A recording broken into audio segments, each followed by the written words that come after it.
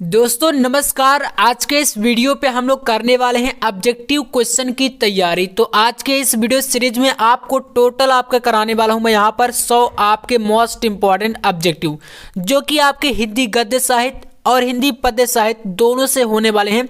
यानी कि इन 100 क्वेश्चनों में आपके 50 क्वेश्चन जो होंगे हिंदी गद्य साहित्य से होंगे और 50 क्वेश्चन आपके हिंदी पद्य साहित्य से होंगे। ठीक है, तो आपको पता पूरा 10 नंबर का ये वीडियो है, ठीक है ना, क्योंकि आपका 10 नंबर के लिए जो है ऑब्जेक्टिव क्वेश्चन दोनों से 5-5 नंबर के आते हैं। तो चलिए ज़्यादा टाइम वेस्ट नहीं करेंगे, आपके लिए यह वीडियो सीरीज काफ़ी इंपॉर्टेंट होने वाला है। क्योंकि अगर आपने पेपर में शुरू का अगर जो 10 नंबर है उसको अच्छे तरीके से सही कर दिया तो आपकी कॉपी का जो इंप्रेशन है बहुत ही बेस्ट माना जाता है। ठीक है, तो आपको प्रयास करना है कि शुरू में आपकी एक भी गलती ना होने पाए। ठीक है, चलिए शुरू करते हैं। आपको 100 में से कितने क्वेश्चन कर पाते हैं कमेंट में जरूर बताना है और मेरे साथ आपको जुड़े रहना, मान लेना है कि आपका ये टेस्ट चल रहा है। ठीक है, तो चलिए पहला क्वेश्चन आपके सामने है, राग दरबारी उपन्यास के लेखक कौन है बताइए। तो आपके सामने यहाँ पर देख सकते हैं 4 ऑप्शन है, जिसमें से बताना है आपको कौन सा राइट आंसर होगा। तो राग दरबारी उपन्यास के लेखक यहाँ पर हो जाएंगे आपके भगवती चरण वर्मा। ठीक है, तो सेकंड ऑप्शन आप लोग कर लीजिएगा।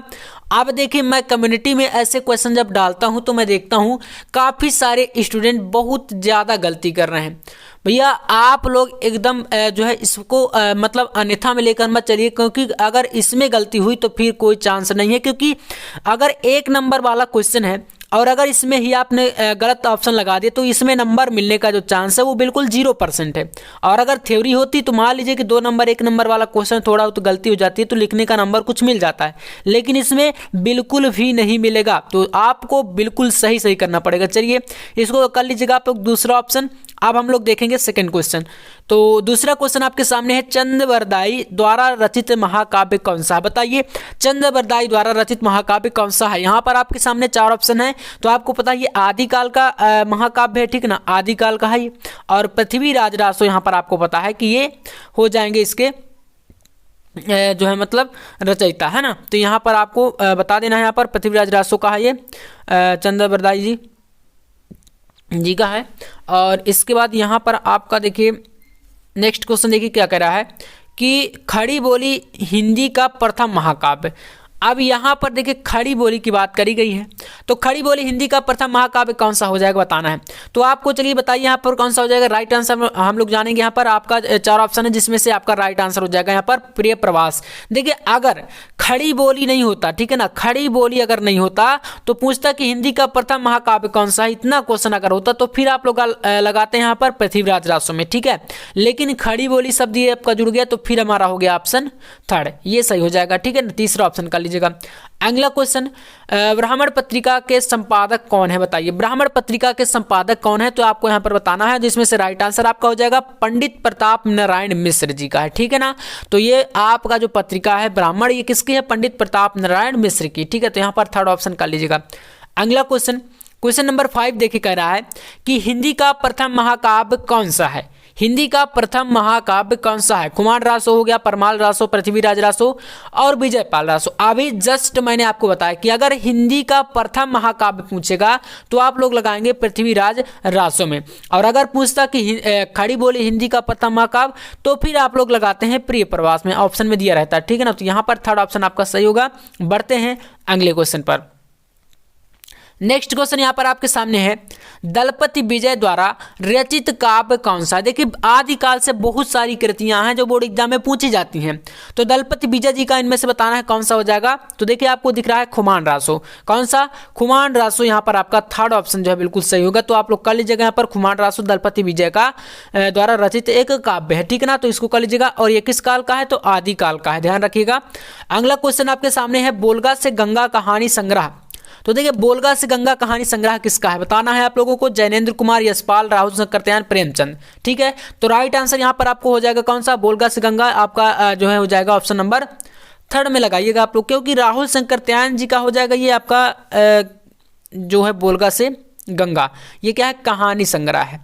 अगर विधा की बात करें तो क्या है, कहानी संग्रह। ठीक है ना, याद रखिएगा, क्योंकि विधाएं भी पूछ ली जाती हैं। अगला क्वेश्चन सरदार पूर्ण सिंह किस युग के लेखक हैं बताइए। सरदार पूर्ण सिंह तो यहाँ पर आपके हो जाएंगे द्विवेदी युग के, ठीक है। कौन से युग के हैं?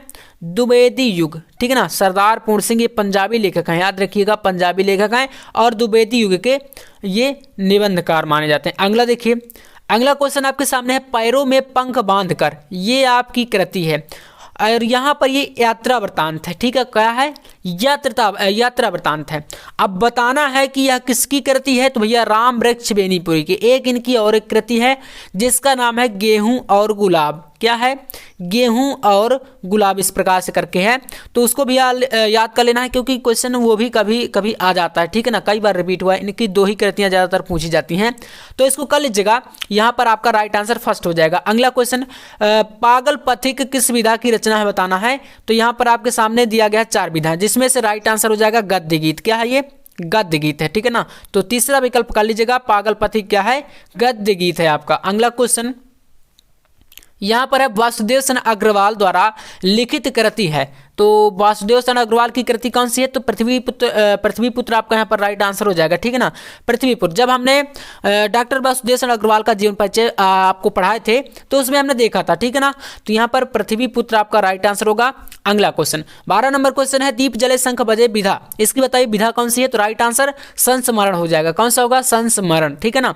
अगला क्वेश्चन यहाँ पर आपके सामने हिंदी का प्रथम नाटक, यहाँ पर देखिए हिंदी के प्रथम नाटक तो हाँ नाहुस हो जाएगा आपका, है ना, क्योंकि अगर बात करें तो नाहुस यही आपका हिंदी का प्रथम नाटक, क्योंकि प्रथम नाटक, अब यहाँ पर कोई खड़ी बोली वगैरह ऐसा कोई शब्द तो आपको देखने को मिल नहीं रहा, तो इसलिए आप लोग यहाँ पर दूसरे में लगाइएगा, ठीक है। अगला क्वेश्चन, द्विवेदी युग का महाकाव्य नहीं है, द्विवेदी युग का महाकाव्य इनमें से कौन सा नहीं है, तो यहाँ पर हो जाएगा कामायनी, क्योंकि अगर बात करें तो ये छायावादी युग का है, जयशंकर प्रसाद जी का, है ना, तो इसलिए यही सही होगा आपका राइट आंसर कामायनी। अगला क्वेश्चन, समाजवाद के लेखक यहाँ पर कौन से हैं, तो यहाँ पर डॉक्टर संपूर्णानंद, ठीक है ना, डॉक्टर संपूर्णानंद फर्स्ट ऑप्शन आप इसमें कर लीजिएगा। अगला क्वेश्चन 16 नंबर है, नागरिक प्रचारणी सभा की स्थापना, नागरिक प्रचारणी सभा की स्थापना कब हुई थी, ठीक है, तो राइट आंसर आप लोग लगा लीजिएगा यहाँ पर जो है आपका भारतेंदु युग, ठीक है ना। कौन सा, तो इसमें आपको थोड़ा सा कंफ्यूजन हो सकती है। देखिए यहाँ पर नागरिक प्रचारणी सभा की स्थापना श्याम सुंदर दास जी ने की थी और वो द्विवेदी युग के कवि थे, ठीक है ना, तो यहाँ पर आप इसमें लगाइए फर्स्ट, द्विवेदी युग करना है आपको। अगला क्वेश्चन, नूतन ब्रह्मचारी के रचनाकार, नूतन ब्रह्मचारी के रचनाकार कौन है, तो यहाँ पर हो जाएगा आपका बालकृष्ण भट्ट, ठीक है ना, बालकृष्ण भट्ट आपके यहाँ पर राइट आंसर होंगे। अगला क्वेश्चन देखिए, 11 वर्ष का समय, देखिए 11 वर्ष का समय यहाँ पर इसके रचनाकार कौन है, तो आपके सामने 4 ऑप्शन, जिसमें राइट आंसर आप लोग लगाएंगे यहाँ पर रामचंद्र शुक्ल, ठीक है ना। इसमें काफ़ी ज़्यादा मिस्टेक करते हैं बच्चे, कोई कोई लगा के जयशंकर प्रसाद आ जाता है, लेकिन ध्यान रखिएगा 11 वर्ष का समय किसका है, आचार्य रामचंद्र शुक्ल जी का है, ठीक है, तो थर्ड ऑप्शन इसमें कर लीजिए। अगला क्वेश्चन, अरे यायावर रहेगा याद, है ना, ये किसकी कृति है, तो मैंने आपको इसको जस्ट कल ही बताया था, शायद आपने क्लास को देखा होगा, तो ये अज्ञे जी की है, किसकी है, सच्चिदानंद हीरानंद बसायन अज्ञे की। अगला क्वेश्चन, आचार्य शुक्ल यानी कि रामचंद्र शुक्ल ने निम्न में से क्या नहीं लिखा, तो यहाँ पर आपका राइट आंसर हो जाएगा रसराज, ठीक है ना, रसराज आप लोग लगाइएगा, तो दूसरा विकल्प आपका सही है। नेक्स्ट है, चीफ की दावत कहानी किसने लिखी, तो चीफ की दावत ये जो कहानी है ये भीष्म साहनी की है, किसकी, भीष्म साहनी की, तो लगा लीजिए आप लोग यहाँ पर ऑप्शन नंबर तीसरे में सही कर लीजिएगा।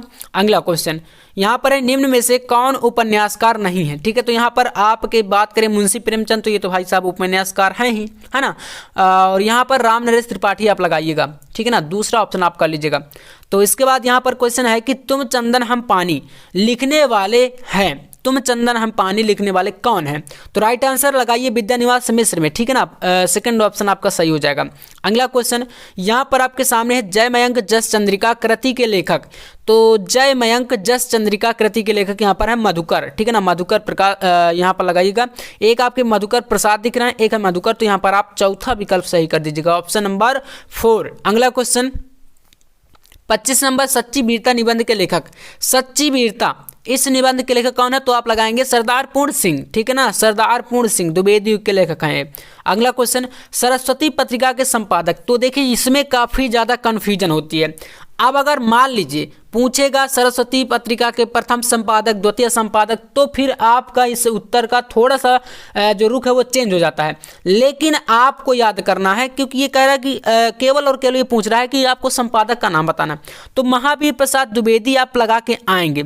और अगर द्वितीय प्रथम की बात करेंगे तो प्रथम आएगा तो फिर आप लोग श्याम सुंदर दास करेंगे, और द्वितीय पूछेगा तो फिर आप यहाँ पर महावीर प्रसाद द्विवेदी लगाएंगे। और अगर ऐसे क्वेश्चन आता है तो फिर आपको यही लगाना, ठीक है। तो दूसरा आप लोग सही कर लीजिएगा। अगला क्वेश्चन यहाँ पर प्रश्न कह रहा है कि आवारा मसीहा की विधा। देखिए, आवारा मसीहा आपको पता है विष्णु प्रभाकर की जो है कृति है, लेकिन इसकी विधा की बात करें तो क्या है, जीवनी है। क्या है, जीवनी, ठीक है ना। तो कर लीजिएगा आप लोग यहाँ पर बायोग्राफी। और अगला क्वेश्चन रिपोर्टाज के लेखक, तो रिपोर्टाज के लेखक यहाँ पर कौन से हो जाएंगे आपके सामने, देखिए जयशंकर प्रसाद, ये तो हो नहीं सकते, है ना। तो विष्णुकांत शास्त्री आप लगाइएगा। कौन सा, विष्णुकांत शास्त्री, दूसरा ऑप्शन आपको यहाँ पर लगा लेना है। 29 नंबर क्वेश्चन आपके सामने है, कह रहा है मेरी असफलताएं किसकी रचना है, बताइए मेरी असफलताएं। तो बाबू गुलाब राय का नाम आपने जरूर सुना होगा, इनके इस कृति पर, तो आप लगा लीजिए। फिर यहाँ पर पहला विकल्प सही हो जाएगा यहाँ पर आपका, ठीक है। 30 नंबर क्वेश्चन देखिए, क्वेश्चन कह रहा है अशोक के फूल, भैया बहुत इजी क्वेश्चन। इस रचना की विधा, देखिए आपको बताना हजारी प्रसाद द्विवेदी जी की कृति है, और विधा की बात करें तो आपका यहाँ पर हो जाएगा ये निबंध है, ठीक है। क्या है, निबंध है। तो लगा लीजिए आप लोग तीसरा ऑप्शन यहाँ पर आपका। 31 नंबर क्वेश्चन देखिए, आवारा मसीहा के लेखक, तो मैंने बताया विष्णु प्रभाकर की जीवनी है, याद रखिएगा। तो यहाँ पर विष्णु प्रभाकर राइट होगा। अगला क्वेश्चन, भारतेंदु की पत्रिका नहीं है। देखिए, तो अगर बात करें हम लोग तो आनंद कादम्बनी, और यहाँ पर आपके सामने सरस्वती। देखिए ये सरस्वती जो पत्रिका है, ये मैंने बताया अभी आपको, महावीर प्रसाद द्विवेदी के द्वारा ये संपादित है, और श्याम सुंदर दास जी ने भी इसका संपादन किया है। तो ये आपकी द्विवेदी युग की है, ठीक है ना। तो भारतेंदु युग की तो हो नहीं सकती, क्योंकि ये द्विवेदी युग की है। और यही तो क्वेश्चन करा है कि भारतेंदु युग की नहीं है, तो भाई ये यही आपका सही होगा, दूसरा ऑप्शन आप कर लीजिएगा। अगला क्वेश्चन, मुंशी प्रेमचंद का उपन्यास नहीं है, ठीक है। तो यहाँ पर त्याग पत्र किसका है, ये जैनेन्द्र कुमार जी का है। तो लगा लीजिए आप लोग चौथा विकल्प में यहाँ पर आपका सही हो जाएगा ऑप्शन नंबर 4। अगला क्वेश्चन, सुख सागर के लेखक, तो यहाँ पर मुंशी सदा सुखलाल, ठीक है। याद रखिएगा, सुख मतलब यहाँ पर, और इसमें भी सुख आ रहा है, तो आप इस प्रकार से याद कर सकते हैं, सुख सागर के लेखक मुंशी सदा सुखलाल, ठीक है। अगला क्वेश्चन 35 नंबर क्वेश्चन कह रहा है कि साकेत महाकाव्य के रचयिता, तो साकेत के रचयिता कौन है, तो मैथिली शरण गुप्त हो जाएंगे। कौन हो जाएंगे, मैथिली शरण गुप्त। तो लगा लीजिए आप ऑप्शन नंबर 4 में हम लोग लगाएंगे प्यारे साथियों। और अगला क्वेश्चन आपके सामने है प्यारे बच्चों, देख सकते हैं कि हिंदी साहित्य के किस काल को श्रृंगार काल कहा जाता है। तो भैया मैंने कई बार बताया है कि रीति काल को श्रृंगार काल के नाम से जाना जाता है। अगर जैसे बात करें इनके भी नाम थोड़ा सा याद कर लीजिए, जैसे आदिकाल है, आदिकाल को बोला जाता है कहीं कहीं पर अपभ्रंश काल, ठीक है ना, अपभ्रंश काल बोला जाता है। बाकी यहाँ पर लिख नहीं पा रहा हूँ, थोड़ा सा जगह कम है। तो आप देखिए, अगर आदिकाल का एक और नाम है चारण काल, ठीक है ना, चारण काल इस प्रकार से आता है। और इसके अलावा भक्ति काल की बात करें तो आपको पता है स्वर्ण युग या स्वर्ण काल, है ना, स्वर्ण युग या स्वर्ण काल, इसका ये नाम हो गया। तो इसको कर लीजिएगा, और रीति काल का आपका हो जाएगा यहाँ पर श्रृंगार काल, ठीक है। तो यहीं पर आपका तीसरा विकल्प इसका सही होगा। अगला क्वेश्चन, अब इनसे क्वेश्चन बनते हैं इसलिए मैंने आपको बताया। उर्वशी के रचनाकार कौन है, तो भैया रामधारी सिंह दिनकर हैं। कौन है, रामधारी सिंह दिनकर। इसमें आपका दूसरा ऑप्शन बिल्कुल सही होगा, कर लीजिएगा। अगला क्वेश्चन 38 नंबर क्वेश्चन, छायावाद की मुख्य विशेषता, तो यहाँ पर प्रकृति का सूक्ष्म चित्रण कौन सा हो जाएगा, प्रकृति का सूक्ष्म चित्रण। यहाँ पर आप लगा लीजिएगा ऑप्शन नंबर 4 में। और फिर आपका देखिए यहाँ पर आता है 39 नंबर क्वेश्चन, और इसमें कहा गया है कि बीसल देवरासो रचना है, तो किसकी रचना है ये, तो यहाँ पर आप लगाएंगे नरपति नाल में, ठीक है ना। लगाइए, पहला ऑप्शन सही है आपका यहाँ पर बिल्कुल एकदम, और 1 नंबर आपका हुआ। चलिए 40 नंबर क्वेश्चन देखते हैं, परमाल रासो के रचयिता, परमाल रासो के रचयिता कौन है बताइए। तो यहाँ पर आपका जगनीक हो जाएंगे। कौन हो जाएंगे, जगनीक। और ये किस काल की जो है कृति है, तो लगाइएगा आप लोग यहाँ पर आदिकाल में, ठीक है ना, लगा लीजिए।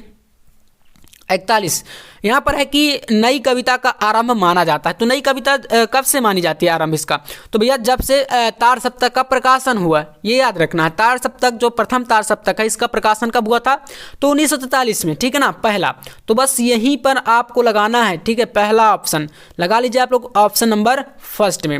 अगला देखिए 42 नंबर क्वेश्चन है, प्रकृति के सुकुमार कवि कहलाते हैं, तो भैया अभी जस्ट मैंने इसको कम्युनिटी में डाला था, और बच्चे इतना ज़्यादा मिस्टेक कर रहे हैं कि अब क्या ही बताएं भाई साहब। इतने इजी क्वेश्चन में अगर ये हाल करेंगे तो आपका कुछ भी नहीं होने वाला। देखिए मैंने बताया था प्रकृति के सुकुमार कवि सुमित्रा नंदन पंत जी हैं। अब उसमें 100 में से 62% जो स्टूडेंट हैं वो लगा रहे हैं भैया जयशंकर प्रसाद में। तो आपका कुछ नहीं हो सकता, आपको हिंदी में सिर्फ पास होंगे, नंबर आपके बिल्कुल नहीं आएंगे अगर इतने आसान क्वेश्चन में आप ये हाल करेंगे। ठीक है, तो याद करिएगा, इसलिए 100 क्वेश्चन करा रहा हूँ जो कि लगभग बहुत ज़्यादा इंपॉर्टेंट। यहाँ पर सेकंड ऑप्शन आप लगाइएगा। ठीक है, अब कन्फ्यूजन नहीं होनी चाहिए, बिल्कुल एकदम क्लियर कर लीजिए। चलिए इसके बाद बढ़ते हैं अगले क्वेश्चन पर। यहाँ पर है भारतेंदु युग की रचना। तो देखिए भारतेंदु युग की रचना यहाँ पर प्रेम माधुरी हो जाएगी, क्योंकि प्रेम माधुरी, प्रेम फुलवारी, भक्तमाल, ये सभी जो है भारतेंदु हरिश्चंद्र जी की कृतियाँ हैं। ठीक है, तो ऐसे में आपका यहाँ पर लगाएंगे फर्स्ट ऑप्शन में। ठीक है, अगला देखिए 44 नंबर है कामायनी किस युग की रचना है। कामायनी यहाँ पर किस युग की हो जाएगी, जयशंकर प्रसाद जी की छायावाद युग की होगी, है ना। तो यहाँ पर आप लोग तीसरा लगाइएगा फिर। चलिए अगला क्वेश्चन 45 नंबर यहाँ पर देखते हैं। तो यहाँ पर है 45, यहाँ पर रीतिकाल की प्रमुख विशेषता बताइए। रीतिकाल की प्रमुख विशेषता, तो प्रकृति का चित्रण, तो ये तो छायावाद का है। ईश्वर वंदना, ये भक्ति काल की हो जाएगी। और युद्धों का सजीव वर्णन की बात करें तो ये आपका यहाँ पर आदिकाल का है। तो बचा क्या, फिर बच गया आपका मुक्तक काव्य रचना, तो बस यहीं पर लगा लीजिए। चौथा ऑप्शन आपका सही होगा, रीतिकाल की यही विशेषता है। ठीक है, चलिए अगला क्वेश्चन देखते हैं हम लोग। यहाँ पर 46 नंबर क्वेश्चन है आपके सामने कि साकेत की नायिका, तो यहाँ पर उर्मिला हो जाएंगी। कौन, उर्मिला। ठीक है, लगा लीजिएगा दूसरा ऑप्शन। अगला क्वेश्चन यहाँ पर है 47 नंबर कि दिनकर को ज्ञानपीठ पुरस्कार मिला। तो रामधारी सिंह दिनकर को किस पर ज्ञानपीठ पुरस्कार मिला था, तो यहाँ पर उर्वशी में। किस पर, उर्वशी। तीसरा विकल्प आपका सही होगा, लगा लीजिएगा बिल्कुल एकदम चुटकियों में। चलिए यहाँ से 48 नंबर क्वेश्चन आपका आता है प्रगतिशील लेखक संघ की स्थापना हुई थी। तो 1936 में। कब हुई थी, 1936, लगाइएगा चौथा ऑप्शन। अगला देखिए तार सत्ता का प्रकाशन वर्ष, तो यहाँ पर 1943 लगाइए, क्योंकि यहाँ पर ये तो क्वेश्चन आपसे पूछा नहीं कि प्रथम द्वितीय तृतीय की नाम नहीं लिया गया, सिर्फ पूछ रहा है कि तार सत्ता का प्रकाशन वर्ष, तो लगा देंगे दूसरा ऑप्शन यहाँ पर करेक्ट। और यहाँ पर 50 यानी 50 नंबर क्वेश्चन है कौन सी कृति महाकाव्य नहीं है। ठीक है, तो यहाँ पर अगर बात करें तो जो यामा है महादेवी वर्मा जी की, ये क्या है, महाकाव्य नहीं है। तो इसलिए यहाँ पर तीसरा ऑप्शन सही हो जाएगा। इस प्रकार से 50 हमारे ये क्वेश्चन जो हो चुके हैं पूरे, ये गद्य साहित्य से हैं, जो कि 5 नंबर का आएगा। अब हम लोग यहाँ पर ऐसे ही करेंगे 50 क्वेश्चन जो है आपके यहाँ पर आपके हिंदी पद्य साहित्य से। ठीक है, किससे करेंगे, पद्य साहित्य के। तो चलिए उनको भी हम लोग कर लेते हैं। तो इसमें देखिए पद्य साहित्य से आपका फर्स्ट क्वेश्चन यहाँ पर आ रहा है कि गोस्वामी तुलसीदास द्वारा रचित विनय पत्रिका की भाषा है। देखिए मैंने आपसे इस क्वेश्चन के बारे में भी कम्युनिटी में एक पोस्ट डाला था, जिसमें भैया इतना ज़्यादा कन्फ्यूजन है, इतना ज़्यादा कमेंट उसमें आए कि मैंने सोचा यार इसको करा ही दिया जाए। तो याद रखिएगा जो आपकी विनय पत्रिका है गोस्वामी तुलसीदास जी की, इसकी जो भाषा है वो आपकी ब्रज भाषा है। कौन सी भाषा है, ब्रज भाषा है। अब इसमें आपको बिल्कुल कंफ्यूज नहीं होना, सिर्फ और सिर्फ आपको लगा के आना है ऑप्शन थर्ड में। ठीक है ना। चलिए अब अगला क्वेश्चन देखिए, यहाँ पर है पृथ्वीराज रासो की प्रधानता, इसमें कौन से रस की प्रधानता है, तो यहाँ पर आपकी हो जाएगी वीर रस की। कौन से रस की, वीर रस की प्रधानता है इसमें, है ना, याद रखिएगा। अगला पृथ्वीराज रासो, यहाँ पर डबल क्वेश्चन हो चुका है तो इसको थोड़ा सा मिस्टेक से कर लीजिएगा, तो यहाँ पर भी आपका वीर रस हो जाएगा। इसके बाद रामचंद्रिका रचना है, तो किसकी है आपकी, ये रामचंद्रिका। तो याद रखिएगा आपका यहाँ पर ऑप्शन नंबर फर्स्ट यानी केशवदास की। किसकी है, तो केशवदास इसमें आपको लगा देना है। नेक्स्ट क्वेश्चन, संसद से सड़क तक, देखिए याद रखिए संसद से सड़क तक किस कवि की रचना है। ठीक है, तो यहाँ पर धूमिल, कौन सा लगाएंगे हम लोग, महाकवि धूमिल, ऑप्शन नंबर थर्ड लगाइएगा। चलिए अगला क्वेश्चन, अष्टछाप के कवियों का संबंध भक्ति काल की किस शाखा से है। तो आपको पता है भक्ति काल में यहाँ पर कृष्ण भक्ति शाखा जो कि आपकी है, इससे रिलेट करेंगे आपके जो भी अष्टछाप के कवि हैं। तो यहाँ पर जैसे सूरदास हो गया, नंददास, परमानंदास, छीत स्वामी, ऐसे ये सभी आपके यहाँ से रिलेट करेंगे कृष्ण भक्ति शाखा से। ठीक है, तो याद रखिएगा। अगला क्वेश्चन, पल्लव के रचयिता, तो पल्लव के रचयिता कौन है, सुमित्रा नंदन पंत हो जाएंगे, है ना। यहाँ पर आपका सुमित्रा नंदन पंत आपको लगाना है, पहला विकल्प आप लोग कर लीजिएगा ऑप्शन नंबर फर्स्ट में। चलिए अगला क्वेश्चन, यहाँ पर कह रहा है सूकर खेत नामक स्थान संबंधित है। सूकर खेत यहाँ पर किससे संबंधित होगा, कबीरदास से, नंददास, तुलसीदास या सूरदास। तो आप लोग लगाइएगा इसमें ऑप्शन नंबर इसमें आपका थर्ड है ना, तुलसीदास से रिलेट करेगा ये। तो सूकर खेत यहाँ पर आपका तुलसीदास, चलिए लगा लीजिए। अगला क्वेश्चन, अब देखिए क्वेश्चन कह रहा है कि द्विवेदी युग की रचना नहीं है। द्विवेदी युग की रचना इसमें से देखिए अगर बात करें प्रिय प्रवास तो ये अयोध्या सिंह उपाध्याय जी की है ना, हरिऔध जिन्हें बोलते हैं। मैथिली सरगुप्त की हो गई आपकी भारत भारती। और इसमें आप लोग लगाइए, देखिए यहाँ पर लगा लीजिए आंसू, क्योंकि ये जयशंकर प्रसाद जी के, जयशंकर प्रसाद जी छायावादी कवि हैं, तो यहाँ पर आपका यही तो सही हुआ। तो तीसरा कर लीजिएगा आप लोग। अगला क्वेश्चन, तार सप्तक का प्रकाशन वर्ष है। देखिए तार सप्तक का प्रकाशन वर्ष इसमें से कौन सा है, तो फिर से आपका यहाँ पर 1943 ही होगा, है ना, 1943 है। अगला क्वेश्चन यहाँ पर कह रहा है कि निम्न में से कौन छायावादी कवि हैं। तो इनमें से छायावादी कवि की बात करें तो सूर्यकांत त्रिपाठी निराला हो जाएंगे, ठीक है, सूर्यकांत त्रिपाठी निराला आप लोग लगा लीजिएगा। कामायनी किस युग की रचना है, तो कामायनी आपको पता है ना, छायावादी युग की कृति है, ठीक है। अगला क्वेश्चन कह रहा है कि निम्न में से कौन सा कवि रीतिकाल का है, तो जयशंकर प्रसाद ये तो हो नहीं सकते, छायावाद के हैं। रामधारी सिंह दिनकर ये भी नहीं होंगे, ठीक है ना। तो अब यहाँ पर अगर बात करें तो रीतिकाल में कौन बचा, बिहारी लाल और मलुकदास, तो यहाँ पर आप बिहारी लाल करिएगा, ठीक है, लगा लीजिएगा आप लोग। ऑप्शन नंबर 4 में यहाँ पर बिहारी लाल आपका हो जाएगा राइट आंसर। अगला क्वेश्चन, प्रयोगवाद के प्रवर्तक, प्रयोगवाद के प्रवर्तक तो आपको पता है अज्ञेय ही होंगे, ठीक है, कौन हो जाएंगे, सच्चिदानंद हीरानंद वात्स्यायन अज्ञेय। और कभी कभी क्वेश्चन पूछ लेता है कि अज्ञेय का पूरा नाम, तो फिर याद रखना है सच्चिदानंद हीरानंद वात्स्यायन अज्ञेय। तो चलिए सेकंड ऑप्शन कर लीजिएगा। बाकी आपका अगला क्वेश्चन देखते हैं। देखिए नवधा भक्ति के प्रकार कितने हैं, तो 9 हो जाएंगे, ठीक है, नवधा मतलब यहाँ पर 9 प्रकार होंगे, इसके कितने, 9। तो कर लीजिएगा चौथा ऑप्शन आपका बिल्कुल करेक्ट। अगला क्वेश्चन 16 नंबर क्वेश्चन यहाँ पर है, भक्ति काल के प्रेमाश्रय शाखा के कवि हैं। भक्ति काल की प्रेमाश्रय शाखा तो आप जानते होंगे, ठीक है ना, एक होती है ज्ञानाश्रय, एक होती है प्रेमाश्रय। तो प्रेमाश्रय की अगर बात करें तो यहाँ पर आपका राइट आंसर हो जाएगा मंजन, ठीक है ना, मंजन आप लोग लगा लीजिएगा। ऑप्शन नंबर 3 आपका यहाँ पर सही है। अगला 17 नंबर क्वेश्चन देखिए, निम्न में से कौन सी रचना भक्ति काल में लिखी गई, तो अगर बात करें हम लोग यहाँ पर, हाँ सूरदास, देखिए क्योंकि ये सूरदास जी की है ना, सूरसागर, तो आपका जो है राइट आंसर यही होगा सेकंड, क्योंकि जो सूरदास हैं ये भक्ति काल के कृष्ण भक्ति शाखा के महत्वपूर्ण प्रमुख कवि हैं, अष्टछाप के प्रमुख कवि हैं। तो वैसे में आपका यही सही होगा, सूरसागर, है ना, तो इसको कर लीजिएगा। अगला क्वेश्चन 18 नंबर है, झरना की रचयिता, तो लहर, झरना, आंसू, कमानी ये सभी जयशंकर प्रसाद जी की हैं, है ना। तो यहाँ पर आप लोग लगा लीजिएगा ऑप्शन 3 में आपका यहाँ पर तीसरा ऑप्शन सही हो जाएगा। अगला क्वेश्चन, उर्वशी के रचनाकार कौन है, तो उर्वशी यहाँ पर किसका हो जाएगा, देखिए यहाँ पर आपके सामने 4 ऑप्शन, जिसमें से रामधारी सिंह दिनकर, रेणुका, हुंकार, कुरुक्षेत्र, परशुराम की प्रतीक्षा, ऐसे सब ये सभी जो हैं किसकी हैं, रामधारी सिंह दिनकर जी की हैं। तो आपका यहाँ पर उर्वशी भी हो जाएगा राइट आंसर, ऑप्शन सेकंड।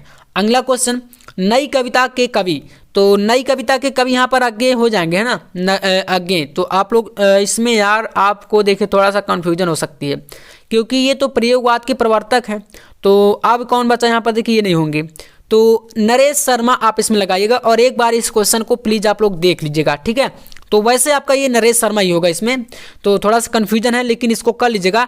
ये आपका नहीं होगा, क्योंकि जो अज्ञेय हैं ये प्रयोगवाद के प्रवर्तक हैं। यहाँ पर नई कविता पूछ रहा है, तो फिर आप लोग लगाएंगे इसमें, क्योंकि जो रामधारी सिंह दिनकर हैं और सुमित्रा नंदन पंत हैं छायावाद के हैं, और यहाँ पर ये प्रयोगवाद के हैं। तो बचा कौन, नरेश शर्मा, तो आप नई कविता में इसी में लगाइए, फर्स्ट ऑप्शन आपका सही होगा। अगला क्वेश्चन देखिए, आदिकाल की रचना है, आदिकाल की रचना इनमें से कौन सी है, तो देखिए खुमान रासो, क्योंकि अगर बात करें खुमान रासो तो यही आपको मैंने पढ़ाया था, राइट आंसर आपका सेकंड ऑप्शन ही होगा, है ना, इसको आप लोग कर लीजिएगा। अब इसके बाद 22 नंबर क्वेश्चन, कविकुल कल्पतरु रचना है, तो कविकुल कल्पतरु ये किसकी कृति है, तो कुलपति मिश्रा की, किसकी है, कुलपति मिश्रा की। तो सेकंड ऑप्शन दूसरा विकल्प इसमें सही होगा, कुलपति मिश्रा। अगला क्वेश्चन, कृष्ण भक्ति शाखा से संबंधित है, तो कृष्ण भक्ति शाखा से संबंधित क्या है यहाँ पर देखिए, तो इनमें से कुछ कवि हैं, जिसमें से नंददास आपका राइट आंसर होगा, कौन सा, नंददास। तो कर लीजिएगा आप लोग यहाँ पर सेकंड ऑप्शन आपका सही होगा। अगला क्वेश्चन देखिए 24 नंबर क्वेश्चन यहाँ पर है कि भिखारी दास कवि हैं, ये किस काल के कवि हैं आपको बताना है। तो भक्ति काल, रीतिकाल, आदिकाल, आधुनिक काल, जिसमें से राइट आंसर आप लगाएंगे इसमें भक्ति काल में, ठीक है ना, किस में लगाएंगे, तो इसमें लगा लीजिएगा भक्ति काल में, ठीक है। भिखारी दास यहाँ पर राइट आंसर आपका फर्स्ट हो जाएगा, option number first. 25 number question देखिए, नागरिक प्रचारणी सभा की स्थापना की थी। तो नागरिक प्रचारणी सभा की स्थापना किसने करी थी? तो बाबू श्याम सुंदर दास ने, है ना। तो श्याम सुंदर दास आपका राइट आंसर होगा यहाँ पर ऑप्शन नंबर 3, तीसरा विकल्प इसमें कर लीजिएगा। 26 नंबर क्वेश्चन देखिए, रुनकता नामक स्थान संबंधित है। रुनकता नामक स्थान सूरदास से, किससे संबंधित है? सूरदास से, क्योंकि ये इनका जन्म स्थान है, ठीक है ना। तो याद रखिएगा चौथा विकल्प आप लोग यहाँ पर लगाइए सूरदास। अगला क्वेश्चन, संत काव्य धारा के कवि नहीं हैं। तो भैया संत काव्य धारा के कवि इनमें से कौन से हो जाएंगे? यहां पर आपके सामने 4 ऑप्शन हैं, जिसमें राइट आंसर आपको लगाना है ऑप्शन नंबर 3 में। तीसरे विकल्प में आप कर दीजिए कुतुबन, ठीक है ना। तो संत काव्य धारा कवि यहां पर कुतुबन नहीं हो जाएंगे, ठीक है ना। चलिए अगला क्वेश्चन 28 नंबर, कठिन काव्य का प्रेत कहा जाता है, ठीक है। कठिन काव्य का प्रेत किसे कहा जाता है? तो यहाँ पर आपके सामने घनानंद हो गया, भूषण हो गया, केशव हो गया, पद्माकर, जिसमें राइट आंसर आप लोग केशवदास, ठीक है। केशव में लगा लीजिएगा। तीसरा विकल्प आपका सही हो जाएगा कठिन काव्य का प्रेत केशव, ठीक है। अगला क्वेश्चन 29 नंबर है, कौन सा ग्रंथ आदिकाल का है? तो इनमें से कौन सा ग्रंथ आदिकाल का होगा? आपके पास सूर सागर हो गया, पद्मावत, बीसलदेव और आंसू। तो देखिए अगर बात करें पद्मावत और सूरसागर, ये सभी भक्ति काल से रिलेट करते हैं, ठीक है ना। रीतिकाल और भक्ति काल के हैं। और आंसू आपका छायावत का है। तो बचा क्या फिर आदिकाल में? बीसलदेव, आंसू। तो तीसरा विकल्प आपका सही होगा, लगा लीजिएगा। 30 नंबर क्वेश्चन है, प्रेमाश्रय सूफी काव्य धारा का संबंध किससे है? तो आपके सामने 4 ऑप्शन है, जिसमें राइट आंसर आप लोग लगा लीजिए तीसरा विकल्प भक्ति, यहाँ पर निर्गुण भक्ति से, ठीक है ना। तो प्रेमाश्रय जो है यहाँ पर निर्गुण शक्ति भक्ति से आपका रिलेट करेगा, जिसमें तीसरा विकल्प आपका बिल्कुल सही हो जाएगा। 31 नंबर क्वेश्चन है प्यारे साथियों, यहाँ पर कौन सी रचना भूषण की नहीं है? नहीं है, ये इस वर्ड को याद रखना है आपको। तो शिवा वामनी हो गया, छत्रसाल दशक हो गया, शिवराज भूषण, रामचंद्रिका। तो नहीं पूछ रहा, इसलिए राइट आंसर आपको यहाँ पर रामचंद्रिका में, ठीक, क्योंकि ये केशव की है, ठीक है। तो यहां पर इसमें लगा लीजिएगा चौथा विकल्प आपका सही हो जाएगा। अगला क्वेश्चन, बसुआ गोविंदपुर में जन्म हुआ था। तो बसुआ गोविंदपुर में जन्म या इससे रिलेट कौन करते हैं? तो बिहारी लाल जी। कौन है? बिहारी लाल। तो 32 नंबर आप लोग लगाइए यहां पर ऑप्शन 4 में, ठीक है। इसका चौथा विकल्प आपका सही हो जाएगा। अगला क्वेश्चन आपके सामने यहाँ पर देख सकते हैं, क्वेश्चन नंबर 33, तो जिसमें कहा गया तुलसीदास की रचना नहीं है, ठीक है। तो यहाँ पर आपका राइट आंसर हो जाएगा ऑप्शन नंबर कौन सा हो जाएगा? देखिए आपके सामने 4 ऑप्शन हैं। तो तुलसीदास की रचना इनमें से, मतलब कि रामलला नाहचू की बात करें तो ये तो हो जाएगी पर्वती मंगल, ये भी आपकी होगी, ठीक है। और अगर बात करें कवितावली, गीतावली, दोहावली, सभी हो जाएंगे, लेकिन रामचंद्रिका ये आपका राइट आंसर होगा, है ना। तो चौथा विकल्प आप इसमें करिएगा। अगला क्वेश्चन आपके सामने है, राम भक्ति शाखा के कवि नहीं है। तो इसमें आपका देखिए राइट आंसर यहाँ पर कौन सा हो जाएगा कि राम भक्ति शाखा के कवि नहीं है। तो आपका यहाँ पर 34 का आपका लगा देंगे तीसरा, यानी कि जो चतुर्भुज दास, देखिए ये आपके यहाँ पर राम भक्ति शाखा के कवि नहीं हैं, ठीक है ना। तो इसी में लगाएंगे आप लोग, क्योंकि ये कृष्ण भक्ति से रिलेट करते हैं। चलिए अगला क्वेश्चन 35 नंबर क्वेश्चन है, आल्हा खंड का दूसरा नाम क्या है? ठीक है, आल्हा खंड का दूसरा नाम क्या है? तो यहाँ पर आपका परमाल रासो में लगाएंगे, ठीक है ना। परमाल रासो इसमें लगा लीजिएगा आप लोग सेकेंड ऑप्शन में। अगला क्वेश्चन यहाँ पर देख सकते हैं 36 नंबर है, सांधनी गीत संग्रह ये किसका है? कीर्ति लता का कीर्ति चौधरी का, सुमन राजे का, शकुंतला माथुर या महादेवी वर्मा? तो महादेवी वर्मा आप लोग लगाएंगे यहाँ पर। जो सांधनी गीत संग्रह ये किसका है? महादेवी वर्मा जी का है, ठीक है ना। तो चौथा ऑप्शन आप लोग इसमें कर लीजिएगा, बिल्कुल करेक्ट है। अगला क्वेश्चन साकेत रचना है, साकेत रचना किसकी है? तो भैया मैथिली शरण गुप्त जी की हो जाएगी। किसकी है? मैथिली शरण गुप्त। तो फर्स्ट ऑप्शन कर लीजिएगा आप लोग फिर इसमें। अगला देखिए यहाँ पर आपके सामने है, गुनाहों के देवता कृति है, हजारी प्रसाद द्विवेदी, गुलाब राव, धर्मवीर भारती, रघुवीर सहाय। तो इसमें धर्मवीर भारती आपका सही हो जाएगा, ठीक है ना। लगा लीजिएगा आप लोग ऑप्शन नंबर 3 में। अगला क्वेश्चन यहाँ पर आपके सामने भारत भारती के रचनाकार, तो यहाँ पर फिर से आपका हो जाएगा मैथिली शरण गुप्त। किसमें?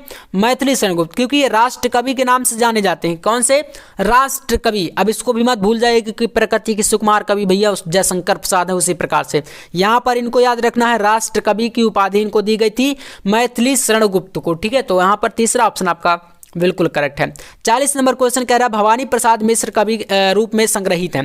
तो भवानी प्रसाद मिश्र जो है किस में, कौन से तार सप्तक में है? तो दूसरे में है, ठीक है नहीं, याद कर लीजिएगा। दूसरे तार सप्तक में इनको कवि के रूप में जोड़ा गया, संग्रहित किया गया। तो यहाँ पर आपका राइट आंसर ऑप्शन नंबर 2 हो जाएगा। अगला क्वेश्चन देखिए 41 नंबर है, अष्टछाप कवियों का संबंध भक्ति काल की रामाश्रय, ज्ञानाश्रय, प्रेमाश्रय, कृष्ण भक्ति कौन से तो है, तो यहाँ पर आपका रिलेट करेंगे यहाँ पर कृष्ण भक्ति से। कौन से? कृष्ण भक्ति आप लोग कर लीजिएगा। अगला क्वेश्चन है, श्रृंगार और वात्सल रस के अमर कवि। तो श्रृंगार और वात्सल के अमर कवि यहाँ पर हो जाएंगे आपके सूरदास, क्योंकि अगर बात करें तो जो सूरदास जी हैं वो ज़्यादातर कृष्ण से रिलेटेड, भगवान श्री कृष्ण से रिलेटेड काफ़ी सारी उनकी जो कृतियाँ हैं, सूरसागर इनमें से जैसे साहित्य लहरी, तो अगर देखेंगे तो आपको वहाँ पर भक्ति और प्रेम के अलावा कुछ चीज़ें नहीं दिखती। उसमें आप देखेंगे सूरदास जी के बहुत सारे आपने पाठ पढ़े होंगे जिसमें आप लोग हमेशा देखते आए होंगे कि भगवान श्री कृष्ण के बारे में उन्होंने भक्ति और प्रेम बहुत सारी ऐसी बातें कही हैं। तो उनकी जो कृतियां हैं ज़्यादातर भक्ति और श्रृंगार वात्सल के जो है इस प्रकार से करी हैं, इसलिए इनके यही इस प्रकार के कवि हैं। तो यहाँ पर आपका तीसरा ऑप्शन सही है। 43 नंबर देखिए, अमीर खुसरो की रचना।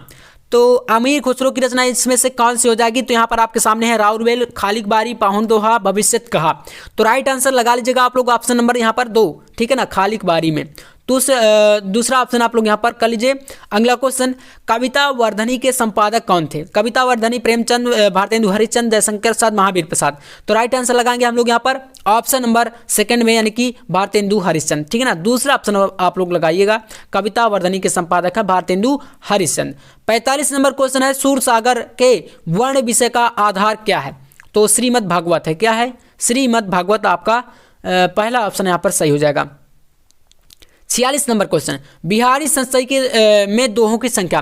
अब यहाँ पर याद रखिएगा, देखिए आपको क्या है, आधा अधूरा ज्ञान लेकर नहीं जाना। मैंने यहाँ पर आपको बता दिया कि 713 दोहे हैं, लेकिन मैंने इस क्वेश्चन को भी कम्युनिटी में डाला था। अब ज़्यादातर इसीलिए मैं कम्युनिटी में डालता रहता हूँ ताकि आपका जो कन्फ्यूजन है वो मेरे सामने आ सके और फिर मैं उसका क्लियर करा सकूँ सोल्यूशन। तो भैया काफ़ी सारे बच्चे फिर क्या कमेंट करते हैं कि 719 होगा।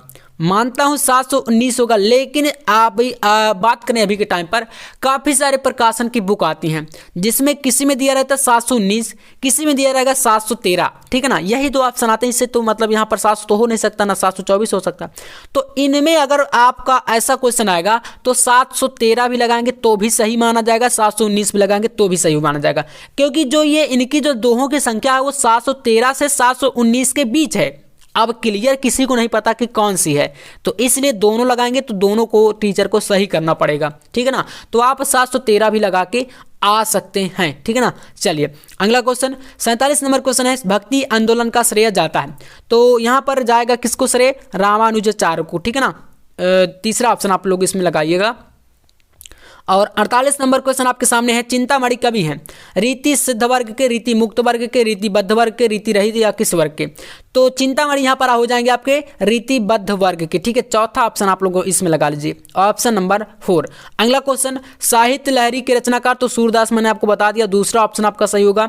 अगला यहाँ पर 50 नंबर क्वेश्चन है, यामा की रचना है, यामा रचना है तो महादेवी वर्मा जी की। तो यहाँ से आपके टोटल हमने 50 जो है आपके पद्य साहित्य के जो है कंप्लीट कर लिए और 50 आपके गद्य साहित्य के, टोटल आपके 100 क्वेश्चन जो है ये हो चुके हैं। और अगर ये 100 में से आपने यहाँ पर 90 95 प्लस जो है क्वेश्चन किए हैं सही, तो आपका ऑब्जेक्टिव में काफ़ी ज़्यादा बेस्ट स्थिति है। अगर नहीं किए हैं तो और ज़्यादा मेहनत करने की ज़रूरत है, और इन 100 क्वेश्चन को आप बिल्कुल छोड़ नहीं सकते किसी भी सूरत में, क्योंकि ये ऐसे क्वेश्चन मैंने सेलेक्ट किए हैं जो कि मोस्ट बहुत ज़्यादा इंपॉर्टेंट, ठीक है।